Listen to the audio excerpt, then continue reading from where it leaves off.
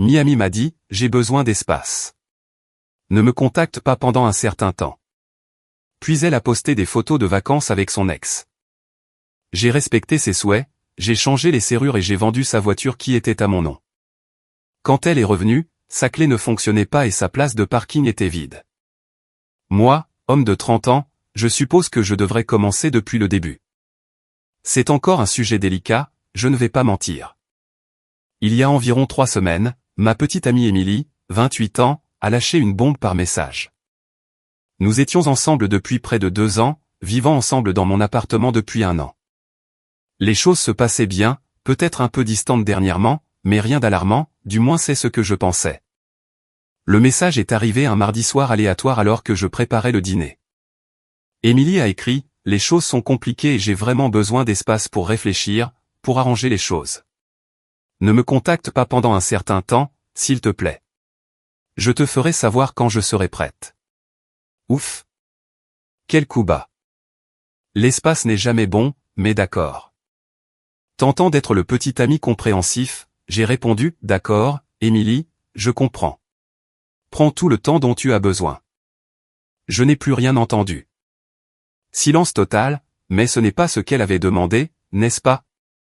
Alors je l'ai respecté. J'ai nettoyé l'appartement pendant quelques jours, confus, blessé, me demandant ce qu'elle entendait par « compliqué ». Le travail a été une distraction bienvenue.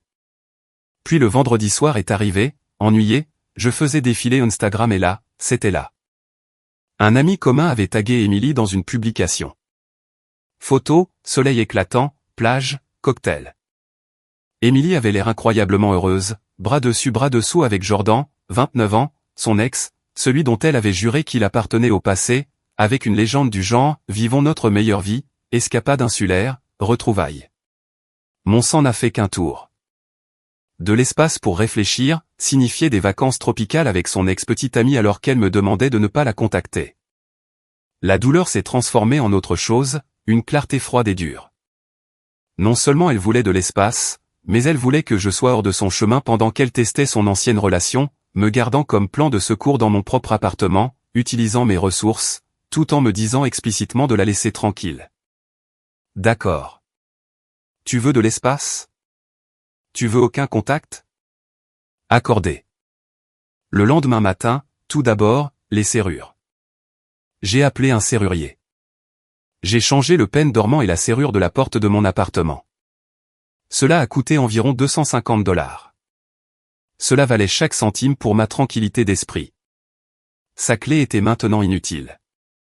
La voiture. Cela nécessite un contexte. Il y a environ 6 mois, la vieille guimbarde d'Émilie est finalement tombée en panne. Elle avait besoin d'une voiture fiable pour son travail, le marketing des médias sociaux, de nombreuses réunions avec des clients apparemment, mais son crédit n'était pas très bon. J'ai accepté d'aider. J'ai acheté une Mazda CX-5 d'occasion, mais plutôt décente, pour environ 18 000 $. De manière cruciale, le prêt, le titre de propriété et l'assurance étaient tous exclusivement à mon nom. L'entente était qu'elle me ferait des paiements, ce qu'elle a fait en grande partie, et que ce serait sa voiture à utiliser. Mais légalement, elle était à 100% à moi. Je ne l'ai jamais ajoutée au titre de propriété ou à l'assurance. Elle l'a traitée comme la sienne. Elle l'avait décorée de dés en peluche, le truc typique. J'ai pris la clé de rechange que j'avais toujours gardée. J'ai conduit jusqu'à un concessionnaire de confiance à proximité qui achète des voitures d'occasion. J'ai brièvement expliqué la situation, j'ai besoin de la vendre. Je suis le propriétaire enregistré. Ils y ont jeté un coup d'œil rapide. Ils ont offert une estimation initiale juste du marché d'environ 6 500 $ en attente d'une inspection complète et d'une vérification du titre de propriété. J'ai accepté de procéder. J'ai signé les documents initiaux pour commencer le processus. Ils ont dit que cela prendrait quelques jours ouvrables pour terminer l'inspection, finaliser l'offre et gérer le transfert de titre. J'ai laissé la voiture là-bas. J'ai pris un Uber pour rentrer, sa place de parking attribuée dans le complexe d'appartements vides. Ces affaires, je ne les ai pas encore touchées. Elles sont toujours dans le placard de la chambre d'amis. Je ne les jette pas. Cela semblerait mesquin. Mais elle n'allait pas rentrer dans mon appartement sans me parler, ce qu'elle m'avait spécifiquement demandé de ne pas faire. Je me suis senti étrangement calme, comme si j'effectuais une opération nécessaire. Blessé. Oui, profondément. Je me suis senti comme un idiot complet, mais la colère n'était pas le principal moteur, c'était la logique. Elle a demandé de l'espace et pas de contact. Elle a démontré que la relation était terminée en partant en vacances avec son ex. Je ne faisais que respecter sa demande et protéger mes biens et ma maison. Maintenant, j'attends. Selon Instagram, la meilleure vie de vacances dure encore une semaine. Voyons ce qui se passe quand elle revient et que sa clé ne fonctionne pas. Mise à jour 1. Eh bien, elle est de retour. Quel spectacle. Cela s'est produit mardi dernier à 21h. Moi, Ryan, 30 ans, regardais la télévision, essayant d'ignorer le nœud dans mon estomac. J'ai entendu des clés teinter devant la porte, puis le bruit d'une clé dans la serrure. Silence. Plus de raclements. Maintenant frénétique. Puis des coups. Toc. Toc, toc. Ryan, qu'est-ce qui se passe? Ouvre la porte. La voix d'Emily, agacée, pas encore effrayée. J'ai pris une profonde inspiration. J'ai ouvert la porte, juste une fente. J'ai gardé la chaîne. Elle était là, sa valise à côté d'elle, bronzée et agacée. Ma clé ne fonctionne pas. Qu'est-ce qui est arrivé à la serrure? Je l'ai changée. Voix calme. Regard impassible. Quoi? Pourquoi ferais-tu ça? Tu as demandé de l'espace et pas de contact, Emily. Je te l'ai donné de façon permanente. De quoi tu parles? J'avais juste besoin d'un peu de temps. Tu ne peux pas simplement me laisser dehors. J'ai vu les photos de vacances avec Jordan. On dirait que tu as déjà arrangé les choses. Son visage est passé d'agacé à furieux avec une lueur de panique. C'était juste un voyage. Ça ne voulait rien dire. Nous sommes amis. J'ai levé un sourcil. Des amis qui partent en escapade romantique sur une île tout en demandant de l'espace à leur petit ami actuel. Compris. Ryan, ne sois pas ridicule. Laisse-moi entrer. Mes affaires sont là-dedans. Où est ma voiture? Ses yeux se sont dirigés vers la place de parking vide. Où est ma voiture, Ryan? L'arrogance émanait d'elle, la pure supposition que tout l'attendrait encore. Premièrement, c'est mon appartement. Deuxièmement, ça n'a jamais été ta voiture. C'est ma voiture, légalement à mon nom, et je la vends. Elle est maintenant chez le concessionnaire. Sa mâchoire est tombée. Tu la vends? Tu ne peux pas faire ça. J'ai payé pour cette voiture. Tu as fait des paiements pour son utilisation, Emily. Tu ne l'as pas achetée. Le titre de propriété et le prêt sont à mon nom. Le processus de vente a commencé. C'est fou. Tu me voles. Je vais appeler la police. Elle a sorti son téléphone. Je me suis contenté de hausser les épaules. Vas-y, appelle-les. Explique que ton ex-petit ami a changé les serrures de son propre appartement après que tu lui aies demandé de ne pas le contacter et que tu sois parti en vacances avec un autre ex.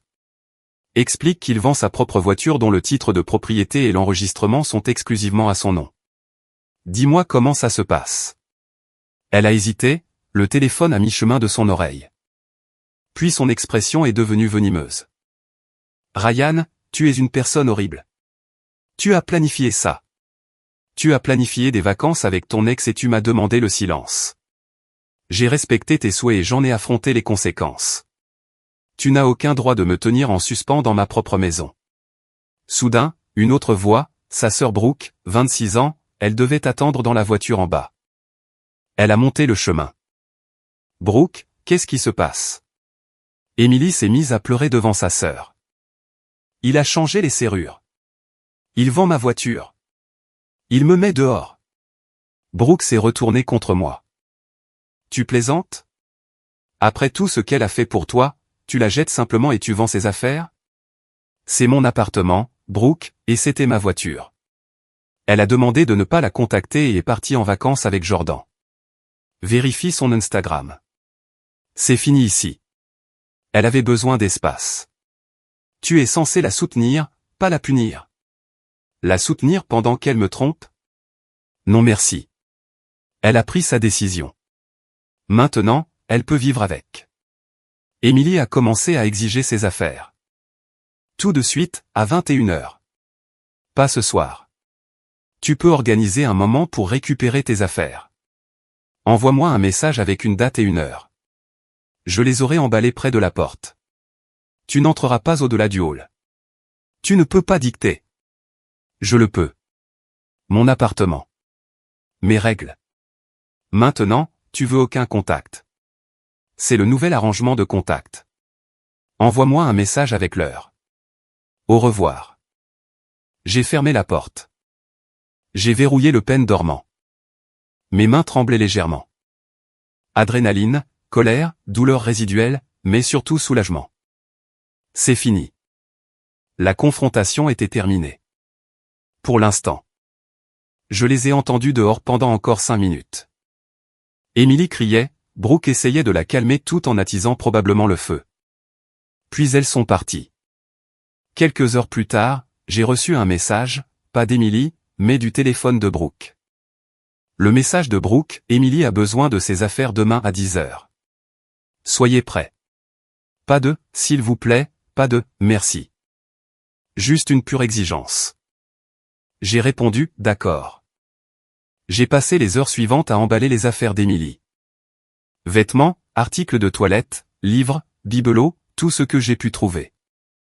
J'ai tout empilé près de la porte. Ce fut une expérience cathartique. Le concessionnaire a appelé plus tard cette semaine, peut-être le jeudi, il a dit que l'inspection était faite.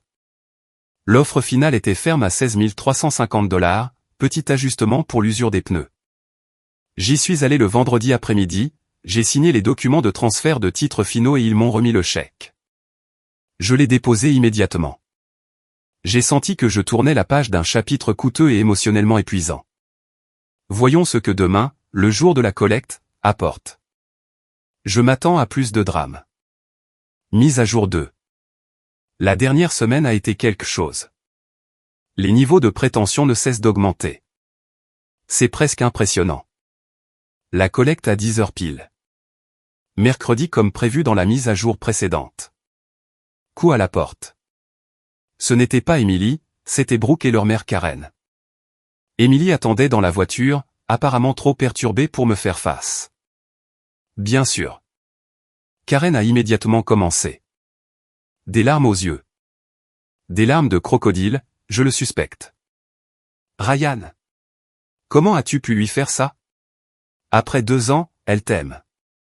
Apparemment pas assez pour éviter de partir en vacances avec son ex tout en me demandant de l'espace. Ryan, c'était une erreur. Elle était confuse. Tu devrais lui pardonner. Et vendre sa voiture? C'était cruel. Elle en a besoin pour travailler. C'était ma voiture, Karen, légalement mienne. Et sa confusion l'a menée à trahir notre relation. Les actions ont des conséquences. La voiture est vendue. J'ai ouvert davantage la porte pour montrer les cartons empilés dans le hall. Voici ses affaires. Prenez tout. Assurez-vous de tout prendre, car c'est la seule chance. Reniflant avec dédain. Nous devons vérifier les placards, la salle de bain. Vous ne pouvez pas entrer au-delà du hall. J'ai emballé tout ce que j'ai pu trouver. Vous n'entrerez plus dans mon appartement. Ne sois pas déraisonnable, Ryan. Et si vous avez oublié quelque chose, tant pis. Vous pouvez rester ici. Je resterai ici. Prenez les cartons. C'est l'accord. Il voulait clairement forcer le passage, peut-être discuter davantage, peut-être trouver un objet de valeur d'Émilie qu'il pourrait prétendre que j'avais gardé. Cela n'allait pas arriver. Ils grommelaient entre leurs dents, mais ont commencé à charger les cartons. Il leur a fallu 3 voyages. Pendant ce temps, Karen a continué un monologue sur à quel point j'étais insensible, comment Émilie était dévastée, comment je lui devais une compensation pour la voiture. Je suis resté là, je n'ai pas beaucoup répondu, je répétais, c'était ma voiture. Et elle se terminait comme un disque rayé, les exigences financières et la campagne de dénigrement. Une fois qu'elles sont parties, les messages ont commencé. Maintenant, principalement d'Émilie, alternant entre des excuses larmoyantes, tu me manques. J'ai fait une énorme erreur. Aussi, reprends-moi, et des exigences furieuses, tu me dois pour la voiture. C'était mon argent. Je te traînerai devant les tribunaux des petites créances. J'ai ignoré les messages émotionnels. Pour les exigences, j'ai envoyé une réponse, Émilie, la voiture était légalement mienne. Le titre, le prêt, l'assurance, tout à mon nom.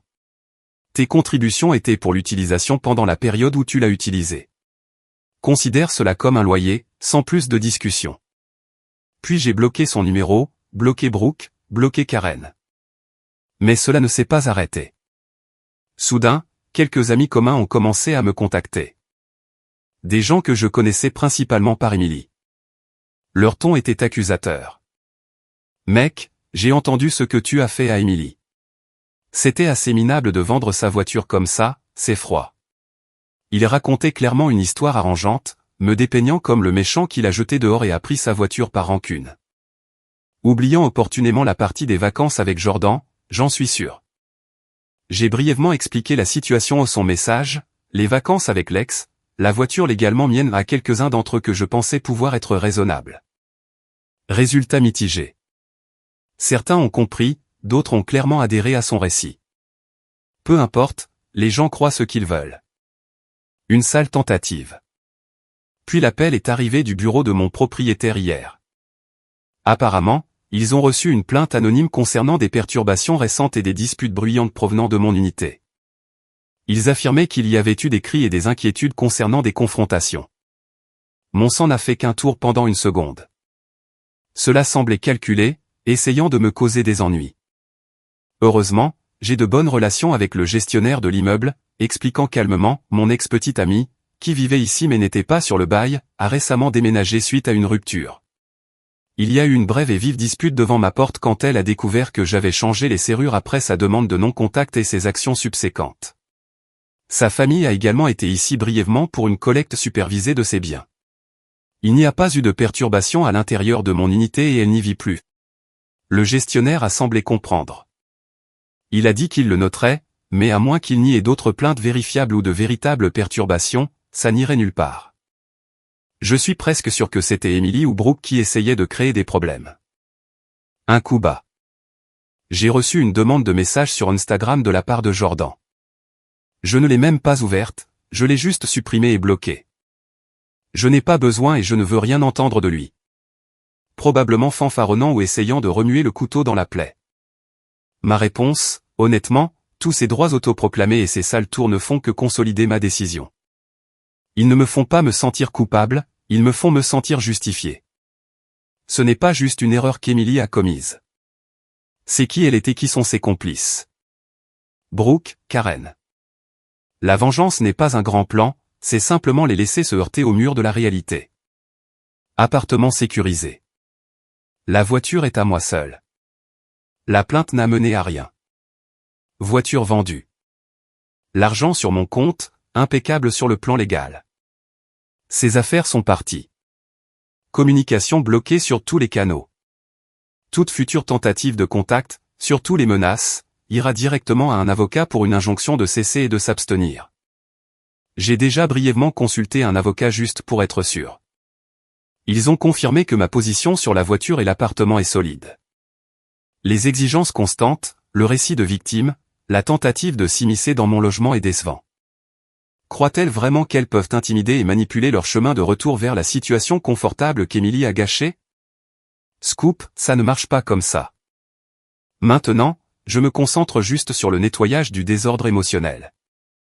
Il est difficile de réaliser que la personne avec qui vous viviez et que vous aimiez est capable de ce niveau de tromperie et de prétention, mais il vaut mieux le savoir maintenant. Mise à jour finale. Environ 2 mois se sont écoulés depuis qu'Émilie est revenue de son petit voyage de « recherche d'espace » avec Jordan.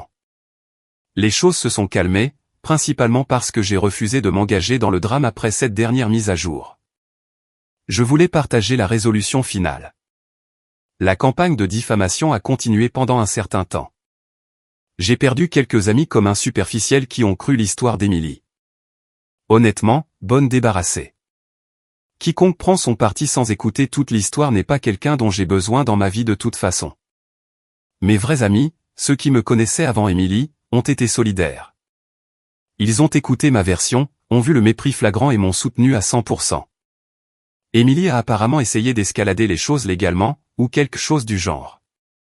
J'ai reçu une lettre vaguement menaçante d'un avocat bon marché qu'elle a probablement dû gratter des fonds pour payer.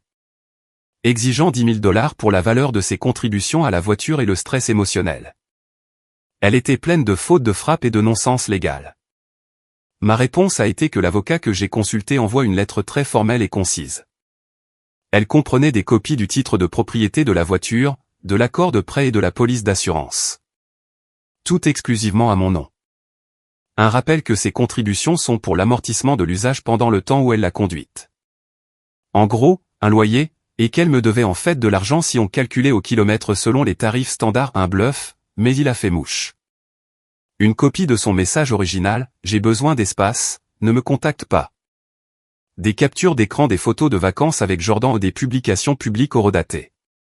Un avertissement que toute réclamation infondée supplémentaire ou harcèlement entraînerait la recherche de mes honoraires d'avocat et le dépôt d'une ordonnance restrictive basée sur ses tentatives précédentes de causer des problèmes avec mon propriétaire. Silence total après cela. Son avocat bon marché lui a probablement dit qu'elle n'avait aucune affaire et l'a laissé tomber. Payer pour une vraie bataille juridique n'a jamais été une option pour elle, surtout sans mon soutien financier. J'ai entendu par le bouche à oreille un ami qui a encore un contact minimal avec l'un des amis moins intenses d'Émilie ce qui s'est passé ensuite. Émilie est restée chez Brooke pendant un certain temps, ce qui a apparemment causé une énorme friction, car Émilie s'attendait à ce que Brooke finance sa vie et n'a pas levé le petit doigt. Choquant. Jordan a prévisiblement disparu une fois les vacances terminées et la réalité s'est installée. Il n'était pas intéressé à la soutenir ou à gérer son drame à long terme. Il a eu son voyage amusant. Fin de l'histoire. Elle a apparemment tenté de faire du chantage émotionnel à ses parents, Karen, pour obtenir de l'argent probablement avec un certain succès mais il ne pouvait pas se permettre son ancien style de vie indéfiniment. La dernière fois que j'ai entendu dire qu'elle avait dû retourner dans sa ville natale, vivant à nouveau chez ses parents. Apparemment, elle se plaint constamment de l'injustice de la vie et de la façon dont j'ai tout gâché pour elle. Zéro conscience de soi, zéro remords, juste une pure prétention et une mentalité de victime. La meilleure partie, le doux son du silence. Plus d'exigence, plus de drame, plus d'Émilie. Mon appartement me semble à nouveau le mien. En fait, j'ai peint le salon le week-end dernier. Je me suis débarrassé de certains meubles qu'elle avait choisis. Récupérer l'espace fait du bien. La vengeance n'était ni bruyante ni explosive, elle était calme et méthodique. C'était simplement respecter sa demande de non-contact et laisser les conséquences logiques de ses actions se développer pleinement. Elle voulait de l'espace, elle en a eu une quantité infinie. Elle a priorisé une liaison avec son ex. Elle a dû faire face aux conséquences seule. Elle a tenu mon soutien, ma voiture et mon appartement pour acquis. Elle les a perdus dès qu'elle a brisé la confiance sur laquelle ils étaient construits à vendre la voiture qu'elle pensait être la sienne, la voiture qui était son symbole de statut, alors qu'elle bronzait littéralement avec un autre type. Oui, d'accord. Cette partie-là a vraiment été satisfaisante. Je ne vais pas mentir, cette place de parking vide à son retour. C'était tout simplement parfait. C'est la conséquence qui frappe durement et visiblement. Elle n'a pas seulement perdu un petit ami, elle a perdu la vie confortable qu'elle supposait être son droit, financée par moi. Cela m'a coûté émotionnellement. Oui. Il a fallu du temps pour digérer la trahison, mais je l'ai géré. Logiquement, je me suis protégé et j'ai refusé d'être un paillasson. Elle pensait pouvoir jouer avec moi, me tenir en haleine. Elle a gravement sous-estimé la situation. Elle a fait face aux conséquences inévitables et directes de ses propres choix, et sa prétention n'a pas pu la protéger. C'est le résultat le plus satisfaisant que je pouvais demander. Bon débarras, Émilie.